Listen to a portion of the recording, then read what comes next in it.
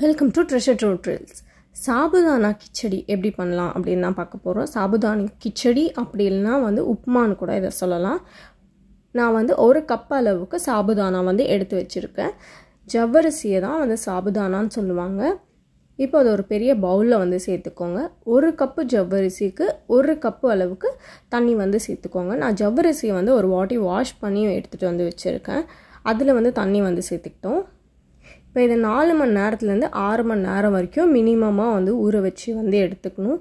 இப்போ ஜவ்வரிசி பார்த்திங்கன்னா நல்லா ஊறி வந்திருக்கு. இப்போ இந்த ஜவ்வரிசியை நீங்கள் எடுத்து பார்த்திங்கன்னா இந்த மாதிரி ஒரு கன்சிஸ்டன்சியில் இருக்கும். ஒன்றோட ஒன்று ஒட்டாமல் வரணும். ஸோ இந்த மாதிரி தான் வரும். இப்போ ஒரு கடாய் வச்சுக்கோங்க. கடாய் நல்லா சூடானதுக்கப்புறமா கொஞ்சமாக எண்ணெய் சேர்த்துக்கோங்க. நான் 1 டேபிள் ஸ்பூன் அளவுக்கு எண்ணெய் சேர்த்துருக்கேன். இப்போ எண்ணெய் நல்லா சூடாகட்டும். எண்ணெய் நல்லா சூடானதுக்கப்புறமா ஒரு டீஸ்பூன் அளவுக்கு சீரகம் சேர்த்துக்கோங்க. சீரகம் நல்லா பொரியட்டும். சீரகம் தான் இதுக்கு டேஸ்ட்டே கொடுக்கும்.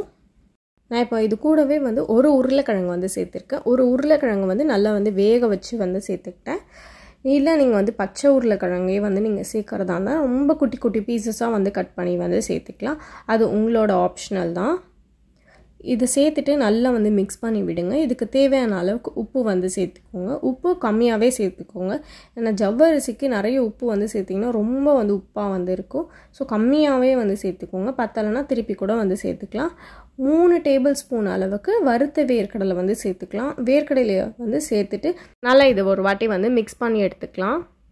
நான் காரத்துக்கு ஒரு பாதி பச்சை மிளகா சேர்த்துருக்கேன். இந்த மாதிரி சின்ன சின்ன பீசஸாக கட் பண்ணி சேர்த்துக்கோங்க.